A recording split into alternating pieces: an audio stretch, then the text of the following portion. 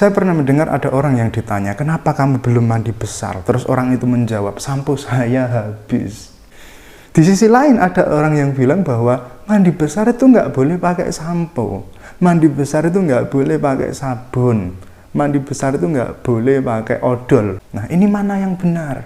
Sebelumnya buat yang belum tahu apa itu mandi besar. Mandi besar adalah mandi yang ditujukan untuk menghilangkan hadas besar. Sebagaimana wudhu yang ditujukan untuk menghilangkan hadas kecil. Hadas besar itu apa saja? Macam-macam. Di antaranya adalah keluarnya darah bagi wanita. Bisa darah haid, bisa darah melahirkan, bisa darah nifas, kecuali darah istihadah ya. Darah istihadah itu bukan termasuk hadas besar. Kemudian yang termasuk lagi dari hadas besar adalah keluarnya sperma, baik laki-laki maupun perempuan, baik karena jima, karena onani, karena masturbasi, atau keluar-keluar sendiri. Misalnya pas tidur mimpi apa terus keluar. Kalau mimpi tapi nggak keluar ya enggak. Kemudian termasuk lagi yang hadas besar adalah bersetubuh, ya, jima, baik keluar sperma maupun enggak, itu hadas besar. Terus lagi yang termasuk hadas besar adalah meninggal dunia, mati. Jadi kalau kamu sudah mandi besar, terus mati, nah itu hadas besar lagi. Karena orang mati nggak bisa mandi sendiri, maka dia harus dimandikan. Kalau orang mati mandi sendiri malah serem gitu.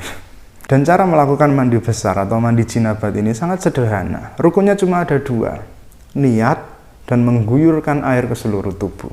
Ada juga yang menambahkan menghilangkan najis yang menempel di tubuh kalau ada. Kalau nggak ada ya berarti nggak. Nah, niat itu dilakukan di guyuran pertama. Yang dimaksud dengan guyuran pertama itu misalnya kamu mandi, terus sudah guyuran ke-8, kamu baru niat, maka guyuran ke-8 itu adalah guyuran pertama kamu mandi besar atau mandi jinabat itu. Itu maksudnya guyuran pertama. Jadi bukan sebelum dan bukan di tengah-tengah, tapi di pertama. Di mana kamu niat berarti itu awal mula kamu melakukan mandi jinabat. Oke, sekarang kita kembali lagi ke sabun dan sampo. Jadi sebenarnya mandi besar itu harus pakai sabun dan sampo atau nggak boleh pakai sabun dan sampo. Mandi dengan sabun dan sampo itu setidaknya ada 3 macam. Yang pertama, bersamaan dengan prosesi mandi jinabat tersebut. Yang kedua, pasca prosesi. Dan yang ketiga, pra prosesi. Oke, kita bahas yang pertama dulu, yang bersamaan. Sabunan dan sampoan bersamaan dengan prosesi mandi jinabat itu. Bersamaan ini ada 2 macam. Bisa sabunnya dicampur dengan air, diaduk sampai berbusa, terus dipakai mandi. Nah ini nggak boleh.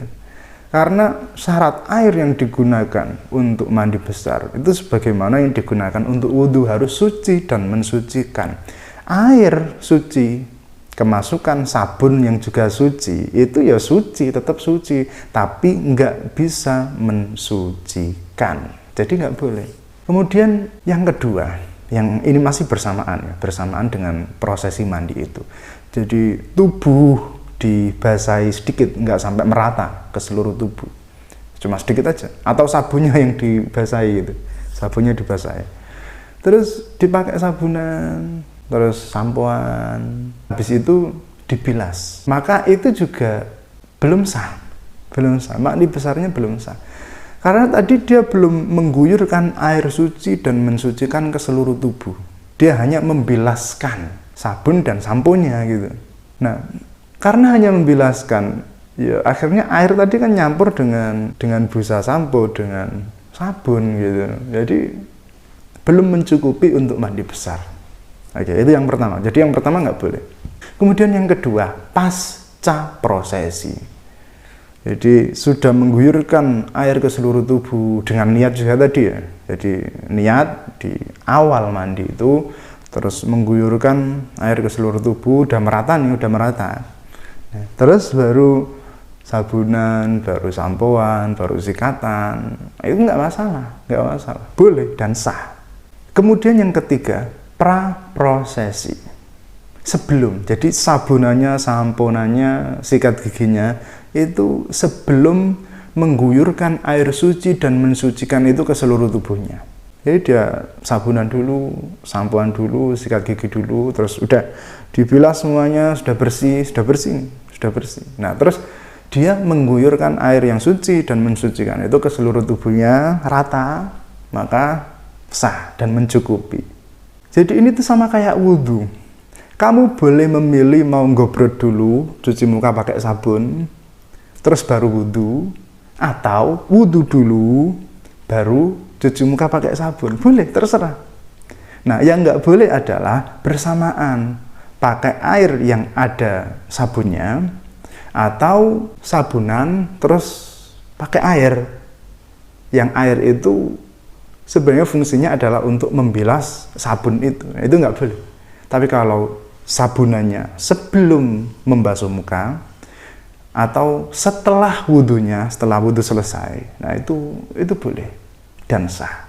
Mandi juga gitu, sabunan dan samponan sebelum prosesi itu boleh, atau setelah prosesi juga boleh.